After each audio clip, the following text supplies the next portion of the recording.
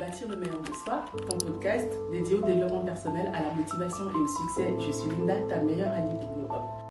Aujourd'hui, nous allons accueillir une femme extraordinaire. Elle a fait ses preuves sur les réseaux sociaux, elle fait preuve de résilience dans sa vie de tous les jours. Entrepreneur, jeune femme magnifique, accueillant, Paola. Bienvenue. Merci beaucoup. On est très heureux de t'accueillir. Est-ce que tu peux te présenter pour ceux qui ne te connaissent pas? Paola, donc congolaise, 31 ans dans le salariat et en même temps, là, je suis dans l'entrepreneuriat, également dans le développement sur les réseaux sociaux. Ah, ça fait pas mal de thèmes qu'on pourrait aborder. Paola, est-ce que tu peux nous dire quel genre de petite fille tu étais? Est-ce que tu avais déjà de grands rêves quand tu étais petite? Oui, j'ai grandi quand même dans une famille où il y avait pas mal d'entrepreneurs. Bon, j'ai grandi au Congo. Il y a beaucoup plus d'entrepreneuriat que de salariat. Donc, moi, j'ai grandi vraiment dans ce milieu-là, ce qui fait que, en tout cas, moi, depuis petit, pour moi, enfin, le travail normal, c'est l'entrepreneuriat. Donc, du coup, bah, ça a toujours été dans mes projets d'avoir ma propre entreprise. Très bien, ben c'est parfait. Je pense qu'il y a pas mal de personnes, je prends l'exemple, en tout cas, moi, je suis ivoirienne d'origine. Et c'est venu très tard. D'accord. Voilà, en Côte d'Ivoire, parce qu'il y a certains métiers qui étaient vraiment réservés aux étrangers. Les Ivoiriens n'osaient pas se lancer. Et je pense qu'avec l'avènement des réseaux sociaux, cela a été en tout cas développé. On a vu ce qui se passait ailleurs, donc on a comme ça copié. C'est très bien voilà, d'avoir un échange avec des personnes qui ont été baignées dedans depuis le début. Entrepreneuriat, réseaux sociaux. Un jour, tu t'es dit, je vais me mettre sur les réseaux. C'est venu comment? Déjà, de base, moi, j'ai quand même été attirée donc par les réseaux sociaux, mais pas forcément par le fait de se montrer, mais par ce côté marketing. D'accord. Cette magie-là que en fait les réseaux sociaux ont en fait de pouvoir en fait influencer, guider en fait la vie des gens, c'est quelque chose qui me fascinait. Et avec surtout quand il y a eu l'avènement de l'influence, là ça m'a encore plus fasciné. Quand tu dis que l'entrepreneuriat, les réseaux sociaux, moi, l'un ne va pas sans l'autre. En tout cas, le monde d'aujourd'hui. Peut-être que avant, effectivement, ça n'allait pas parce qu'on était plus dans tout ce qui est publicité conventionnelle. Mais aujourd'hui, je trouve vraiment que l'un ne va pas sans l'autre parce que si tu as envie de faire connaître justement ton entreprise, tu dois passer par là. Même si il peut t'en passer, mais si tu t'en passes, tu n'évalueras pas autant que si tu mets ça. C'est exactement ce que je voulais que tu touches parce que contrairement à toi, moi je suis très réservée.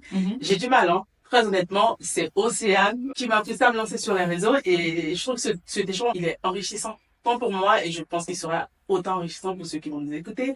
Parce que là, tu touches un point qui pour moi est très essentiel, c'est la visibilité. Quand on fait quelque chose, on ne peut pas se le garder. Si tu fais des gâteaux que ton père, ta mère savent que tu fais des gâteaux, alors que la voisine ne sait pas, je veux dire, tu pourras pas vendre jusqu'au-delà de ta famille. On est bien d'accord. Là, c'est vraiment un élément qui pour moi est essentiel. En fait, ça va se vendre. En revanche, moi, ce que j'ai remarqué chez toi, c'est que tu trouves toujours le côté business. Voilà. Tu dis souvent opportunité, opportunité, opportunité. Là, tu vas sur les réseaux, mais quel jour tu te dis, là, c'est bon, je vais faire de l'influence, voilà, je vais, voilà, devenir influenceuse. Bah en fait c'est par rapport comment dire moi comment je vois l'opportunité c'est par rapport à la demande, c'est-à-dire que moi je prends déjà un point d'honneur à être vraiment très proche des personnes qui me suivent. Je suis très dans l'humain, je suis très dans l'échange. Donc en fait en ayant eu justement en fait grandi dans ces milieux-là où les personnes doivent trouver des opportunités, partout des opportunités, qui fait qu'en fait à chaque fois peu importe ce que je fais, si je vois qu'il y a de la demande, pour moi il y a une opportunité. Très bien. Est-ce que tu peux me parler de ta première vidéo? De ma toute première vidéo? Oui, la toute première. C'était celle-là. Je trouve que t'as peut-être pas trop réfléchi, mais allez, j'appuie sur le bouton, j'envoie. C'était quoi? Alors, ma toute première vidéo, moi je postais quelques photos sur Facebook et Instagram. J'étais très timide, je voulais pas le faire, mais je devais le faire. C'est-à-dire que j'ai regardé, j'ai vu à quel point en fait les réseaux sociaux avaient changé. Ce n'était plus juste du divertissement. J'ai vu qu'il y avait une opportunité là-dedans et je voulais ma part de gâteau tout simplement. Du coup, la première chose, bien évidemment, quand tu veux quelque chose, créer quelque chose, il faut te constituer une communauté. Sinon, sans ça, tu peux rien faire. Du coup, ma toute première vidéo, c'était une vidéo où je me présentais dans le but de commencer à faire du développement personnel. Et c'était très, très stressant. Très stressant, mais bon, je l'ai quand même fait. J'ai quand même filmé cette vidéo et j'ai quand même appuyé sur le bouton publier. Et t'avais eu quoi comme matériel? T'as fait avec, tu as acheté du matériel ou t'avais juste fait avec ton téléphone? Je savais qu'il me fallait une lumière, une bonne lumière. J'avais pris une espèce de lumière qu'on met dans le garage. À Leclerc, j'avais acheté ça. Et avec mon téléphone, tout simplement, que je posais, j'avais aussi un trépied. J'ai commencé comme ça. Dans la cuisine, avec la lumière du garage Et voilà, j'ai posté ma première vidéo. Parlant de contenu authentique, tu t'es coupé les cheveux, passe caméra. Là, faut oser, quoi. Oui. Est-ce que tu peux nous en parler un petit peu? J'essaie de réfléchir à ce qui m'est pas. En tout cas, une chose, c'est que j'ai ressenti déjà le besoin de pouvoir le faire. Moi, j'avais besoin de reprendre à zéro. Et pareil, au niveau du partage, après je l'ai fait parce que je sais que c'est quelque chose quand même qui peut marquer. D'ailleurs, j'en ai parlé, j'ai dit, quand on coupe les cheveux, c'est parce qu'il y a des émotions dans nos cheveux. Et quand on coupe pour repartir à zéro, en fait, c'est une forme d'exercice. Donc voilà pourquoi je l'ai partagé. Là, j'ai commencé un process pour perdre du poids. Ouais. Ça vient d'où? C'est quoi les motivations derrière tout ça? Bah, t'avais déjà fait un processus de perte de poids déjà il y a quelques années. Et ensuite après, bah, j'ai pas pu le continuer. J'ai même repris bien plus de poids que ce que j'avais. Et là, en fait, pareil, bah, c'est ma santé déjà qui m'a alarmé. En plus de ça, bah, faut être honnête. Parfois, on se dit, je suis retombé sur des photos avant, je me dis que je peux mieux faire, même si ça ne m'empêche pas de me sentir bien. Comment je suis, je peux mieux faire. Et c'est tout ça, en fait, le fait au niveau de la santé, commencer à avoir mal aux genoux et tout, je me suis dit, il faut que je fasse quelque chose. J'ai des projets, je peux pas réaliser mes projets alors que moi-même, je suis pas dans de bonnes conditions. Okay. Donc la santé passe avant tout. Voilà, la santé passe avant tout. Et puis même, enfin, si tu veux être la meilleure version de toi, c'est dans tous les sens du terme. C'est pas que dans le business. Il faut que ça se reflète.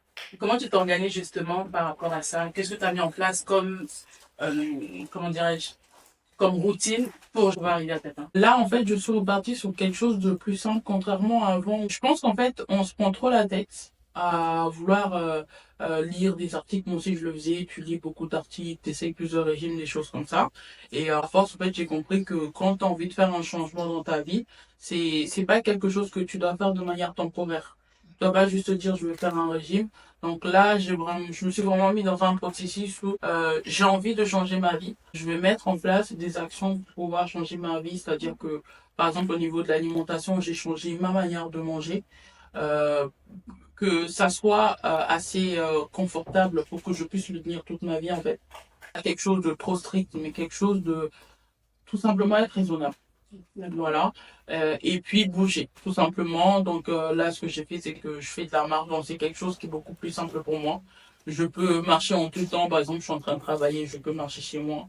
Je peux prendre du temps pour aller marcher dehors. Donc c'est vraiment la chose la plus simple. Je me suis mis un objectif de nombre de pas, 1000 pas minimum. Et après, à côté, je fais aussi de la danse. J'ai aussi entamé un processus de perte de poids. Et ce que je me suis dit, c'était d'inclure dans ma routine, dans mes habitudes. L'idée, c'est d'avoir de nouvelles habitudes. Donc, pareillement, je me suis fixé un objectif de pas. Et ce que je fais quand je suis au bureau, les midis, je vais marcher 1 heure. Voilà, ça me permet, voilà, de découvrir Paris sous un autre jour. Voilà, donc je marche vraiment sans but. Et très honnêtement, je préfère ne pas avoir cette pression-là, avoir des méthodes qui me conviennent, parce que la salle de sport, je n'ai jamais le temps d'y aller. Donc ça, j'ai exclu. Si je peux me permettre de donner un conseil à ceux qui veulent faire des choses, c'est d'inclure dans ta routine et ce que tu peux faire, des habitudes que tu vas garder. Manger sainement, j'ai envie de dire, c'est une question de santé. Voilà, on n'a pas besoin d'aller lire tout ça, mais en essayant simplement d'aménager son assiette, on est gagnant pour la vie. Oui, c'est ça. C'est sans que ça touche à son budget, sans que ça touche à ses habitudes, sans que ça touche à ses goûts également. C'est sûr. Moi, je pense que c'est vraiment les choses qui font que tu vas avoir des résultats. C'est le fait de pas trop te perturber, de pas te sentir forcé de faire quelque chose, de ne pas avoir hâte que ça se termine. C'est le but justement d'en faire une habitude, c'est que ça puisse devenir notre façon de vivre. Tu as peur du jugement des gens? Si, j'ai eu peur du jugement des gens, mais bon, c'est pas ça qui paye mes factures, c'est pas ça qui fera mon avenir, donc il y en a eu, bien évidemment. Est-ce que tu as des commentaires qui t'ont pas marqué aujourd'hui, parce que je suppose que oui, t'es passé outre, mais quelque chose en tout cas duquel tu te souviens, je dis bon là par contre c'était quand même assez méchant. Par exemple, sur mon physique. Il y a eu des commentaires sur mon physique, il y a eu des commentaires, par exemple, parce que parfois, en tout cas, c'est quelque chose aujourd'hui que j'ai appris, mais avant, en fait, tout ce que je pensais, je le disais, et en fait, les gens pensent que on a la même manière de penser qu'eux. Du coup, quand on parle, mais pas dans la même réflexion qu'eux, en fait, ils interprètent Du coup, ils réagissent par rapport à ce qu'ils ont interprété de ce que tu as dit. Du coup, ça m'est déjà arrivé parfois de me faire attaquer parce que eux, ils ont mal interprété mes propos. Et certaines vidéos, ça m'est arrivé de les mettre en privé parce que vraiment, moi, je suis pas là pour faire polémique. J'étais là parce que j'ai un objectif, créer une communauté pour ensuite, après, faire mes projets. Donc, les polémiques, ça m'intéresse pas. Donc, quand je voyais que ça partait un petit peu trop en polémique, il y a des personnes qui reprenaient mes vidéos, je la mettais en privé. D'accord. Et pourquoi on a choisi TikTok en particulier? Parce que je trouve que là-bas, il y a beaucoup plus d'opportunités. C'est-à-dire que ça va beaucoup plus vite. Sur Instagram, je trouve qu'il y a trop de chichi. Et les autres réseaux, ils sont un peu morts. Alors qu'en fait, sur TikTok, en fait, c'est assez authentique. Je me suis dit, et d'ailleurs, beaucoup de personnes font ça, c'est-à-dire que tu commences là-bas. Dès que tu as un petit peu une communauté, à ce moment-là, tu peux les amener à te suivre sur les autres réseaux. Je trouve que c'est une bonne porte pour pouvoir commencer. Quand tu commences, est-ce que tu as déjà des personnes qui sont prêtes à te suivre? Je veux dire, communauté à proprement dit, ou bien tu viens toute seule sur les réseaux et c'est au fur et à mesure que les gens viennent s'abonner parce que ton contenu leur plaît. Bah, j'avais aucune communauté. Parce qu'en fait, quand j'étais sur les autres réseaux, c'était que mes proches qui y étaient. Donc quand je me lance, je pars de zéro, il n'y a personne qui me connaît. Bon, maintenant on va parler business. Oui. Parce que toi, tu es trop business. Toi, tu es toujours en mode opportunité, opportunité. TikTok, tu vas dessus, tu te lances, tu vends ton image, tu vends la personne que tu es, tu vends ton authenticité. Cependant, tu rajoutes une autre touche. Et celle-là, c'est vraiment un business plan que tu fais de ton coin en te disant, moi, j'ai acquis de l'expérience, désormais, je vais pouvoir apprendre à des personnes à se lancer sur les réseaux. Comment tu gères un peu tout ça? Bah, au début, je pense que je me suis lancée, j'étais très enthousiaste. J'ai fait des vidéos pour pouvoir expliquer ce que je fais. Et au niveau, donc, c'est venu parce qu'on me posait aussi beaucoup de questions justement par rapport à ça. Et puis moi-même, j'ai beaucoup fait des tutos, d'explications, faites comme ci, faites comme ça. Mais malgré les tutos que je faisais, j'avais quand même des demandes. Et je me suis rendu compte que les personnes n'ont pas besoin de savoir utiliser leur téléphone ou l'application. Les personnes ont besoin d'avoir un état d'esprit. D'accord. Je pense que c'est plus un état d'esprit qu'un savoir-faire en soi, parce que les tutos, on peut avoir, mais vraiment avoir cet état d'esprit-là de se dire, j'ose me lancer, et à chaque fois, il faut que je me souvienne pourquoi je me lance, parce qu'en fait, on pense que être sur le réseau, c'est la facilité, mais pour moi, c'est la chose la plus difficile à faire. Le fait de savoir ressortir cette authenticité, de ne pas être robotique, de ne pas être trop dans le divertissement, surtout quand on a un objectif, et de garder vraiment cette limite-là entre être proche, mais ne pas oublier que ces personnes-là peuvent devenir de potentiels clients. Et c'est dans ça, en fait, que j'ai remarqué que beaucoup de personnes n'arrivaient pas à trouver cet équilibre-là. C'est-à-dire que même des personnes qui entreprennent, qui créent du contenu, quand on regardait leur contenu, soit ils se perdaient trop dans trop perso, soit ils étaient trop dans le vendre, vendre, vendre. D'accord. Et du coup, c'est pour ça que je me suis dit, bah, je vais proposer un accompagnement comme ça pour que les personnes puissent trouver cet équilibre-là et qu'ils sachent en fait transformer leur communauté en potentiels clients. Je rappelle quand même que tu as plus de 39 000 abonnés sur TikTok principalement. C'est quoi l'offre que tu proposes très concrètement? Il y a quoi dedans? C'est un pack, un accompagnement personnalisé. Enfin voilà, est-ce que tu peux nous décrire? J'ai deux grandes offres. Après, j'avais quand même mis mes connaissances sous forme de e-book. Mais ça, j'ai décidé plutôt de le garder pour pouvoir le donner aux personnes que j'accompagne. Comme je le disais tout à l'heure, c'est pas une question de savoir-faire, c'est une question d'état d'esprit. Donc même si je donne le e-book, si je ne transmets pas l'état d'esprit, les personnes n'en feront rien. C'est pour ça que j'ai décidé de ne plus le proposer. Donc en soi, ce que je propose, c'est soit je vois que tu es capable de transmettre, mais il te manque juste une petite chose. À ce moment-là, je vais analyser ton contenu pour te dire ce qui te manque et comment tu dois faire pour le transmettre. Soit tu ne sais pas du tout le faire et à ce moment-là, je fais un accompagnement pendant un mois. Et pendant ces un mois-là, eh bien, en fait, on va travailler ensemble, contenu par contenu, pour qu'en fait, je puisse te montrer en fait comment transmettre ce que tu veux transmettre par rapport au format que tu vas faire, mais également te montrer comment t'organiser parce que la plupart des personnes justement qui se lancent, ce sont des personnes qui se lancent mais à côté, peut-être qu'ils sont mamans, peut-être que à côté elles ont du travail également. Donc c'est aussi une certaine organisation à avoir, donner aussi des tips et des astuces pour pouvoir justement s'organiser pour être régulier. Parce que clairement, si tu n'es pas régulier, tu n'as pas de résultat. Ces rendez-vous-là sont physiques ou tu les fais à distance? Ah, je fais les deux. La plus grande partie, c'est à distance. Ça peut m'arriver, comme là, bientôt, j'ai rendez-vous avec une cliente ou qui a vraiment besoin de savoir comment filmer. Ça peut m'arriver justement de voir une cliente, passer une journée pour lui montrer comment filmer, comment créer du contenu, comment le faire seul. Quoi concrètement? Tu vends ta personnalité, tu vends le message que tu véhicules ou bien tu vends un produit, voilà. Non, c'est juste ma manière de penser. J'essaye d'apporter aux personnes de la motivation, de leur dire que c'est possible, etc. D'ailleurs, des coups durs, tu en parles. Oui. Est-ce que tu peux nous parler de quelques-uns? Parce que je sais que sur ta page, tu trouves à tes abonnés Oui. des choses qui t'ont marqué dans la vie, que tu partages déjà sur les réseaux. Bah, au niveau des coups durs, moi, j'ai pas grandi avec ma famille. J'ai ma famille, elle est en Afrique. Hein, j'ai juste quelques frères et sœurs ici, mais sinon toute ma famille elle est en Afrique. Et j'ai grandi en fait dans des familles d'accueil et des foyers. Et ça, en fait, ça a une limite. À un moment donné, ils peuvent plus te suivre. Donc là, bah, ça a commencé un petit peu là au niveau des galères, au moment où tu dois te débrouiller toute seule. Euh, Par rapport au logement, des choses comme ça, j'ai pu avoir quelques difficultés à trouver des logements où j'ai failli me retrouver à la rue.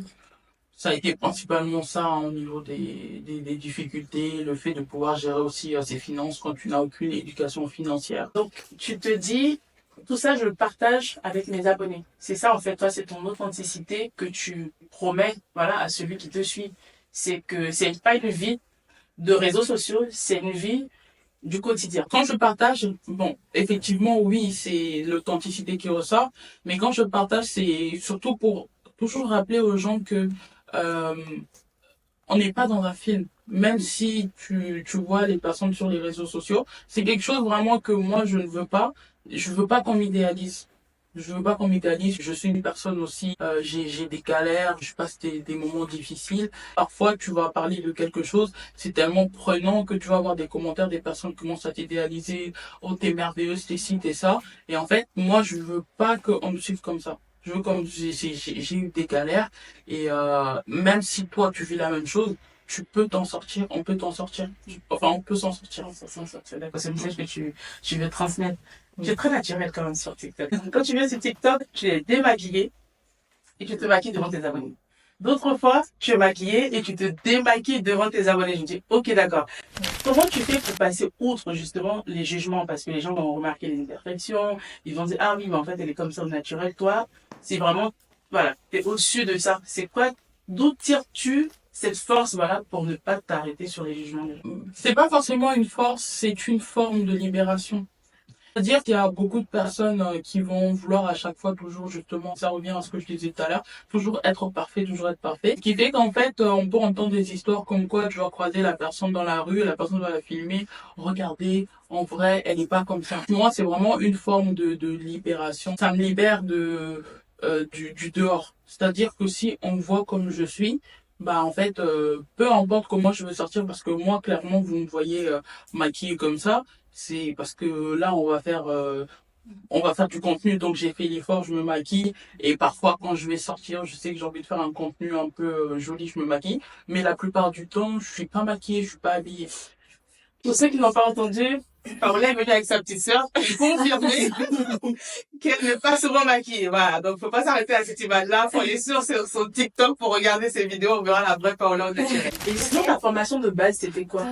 De base, moi j'ai une formation en management. Après, j'ai aussi un module marketing, mais où c'est beaucoup plus du management. T'as été salarié ou tu t'es tout de suite mise à ton compte? J'ai été salarié. J'ai tout fait. J'ai fait de la vente en magasin. J'ai fait aussi de l'administration, de la vente. Et aujourd'hui, tu cumules salariat, entrepreneuriat ou tu... Non, aujourd'hui, j'ai décidé vraiment Déjà, j'avais ce besoin-là, encore une fois, de couper, de prendre du temps pour moi. Et j'ai décidé vraiment de me concentrer sur mes projets. J'ai pas envie d'attendre, donc là, j'en ai l'opportunité, donc j'en profite pour le faire. Bon, notre entretien touche à ta fin. Est-ce que tu peux nous dire... Si on se revoit dans 5 ans, quelles seraient les nouvelles que tu nous donnes? Dans 5 ans, moi, j'espère avoir une entreprise. Moi, je suis en train de travailler sur un projet que je peux pas parler, mais j'espère avoir lancé ce projet-là et continuer à me développer, continuer à transmettre et à aider le maximum de personnes justement à se lancer pour pouvoir se réaliser. Et perso, marier, des enfants, 50 ans par exemple? Ah oui, c'est prévu. Très bien. J'espère pas dans 5 ans, j'espère très vite. Ok. Eh ben, écoute, je te le souhaite en tout cas. Je te remercie. Et merci de m'avoir accueilli. Ben, écoute, avec plaisir, on a passé un très bon moment avec Paola. Je te remercie pour cet échange. Et tous ceux qui veulent te suivre, ils peuvent se trouver où? Vous pouvez me retrouver sur TikTok, Instagram et Facebook, Paola Kaena. Retrouvez ce podcast sur toutes les plateformes d'écoute et sur YouTube et suivez-nous sur nos réseaux.